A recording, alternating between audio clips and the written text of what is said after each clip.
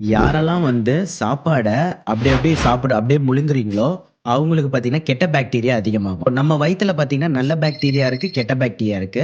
So நம்ம ஒரு உணவ நல்லா மென்னு ஒரு 15லருந்து 20 வாட்டி மென்னு சாப்பிடும்போது, நம்மளோட உமிழ்நீர் அந்த உணவுல கலந்துச்சுன்னா, இங்கேயே பாதி செரிமானம் ஆயிடுது.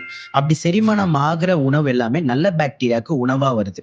இதே நம்ம வந்து ஃபாஸ்ட்டா வந்து டிவி பார்த்துட்டோ, ஃப்ரெண்ட்ஸ் கூட பேசிட்டோ, ஃபோன்ல பேசிட்டோ, நம்ம ஏதோ ஆஃபீஸ் வேலையில நம்ம வந்து முழுகிட்டோம் அப்படின்னா, ஃபாஸ்ட்டா சாப்பிட்டு மெல்லாம அப்படியே நம்ம முழுங்குறோம். சில பேர் இன்னும் வொர்ஸ்ட்டு கூல் ட்ரிங்க்ஸோ இல்ல நெறைய தண்ணி குடிச்சு சாப்பிடுவாங்க.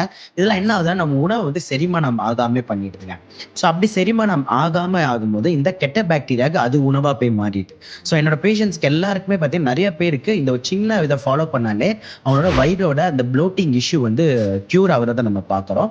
ஸோ கான்செப்ட் என்னன்னா, சாப்பிடும்போது நல்லா ஒரு 15, 20 தடவ வந்து நல்லா மென்னு நீங்க முழுங்கணும். ஸோ டைம் எடுத்து சாப்பிடுங்க. இதுல வந்து நம்மள வந்து எந்த ஒரு இதுவும் கெட்டு போயிட மாட்டோம். ஒரு 20 நிமிஷமாவது நீங்க உணவ வந்து டைம் எடுத்து சாப்பிட்டு பாருங்க.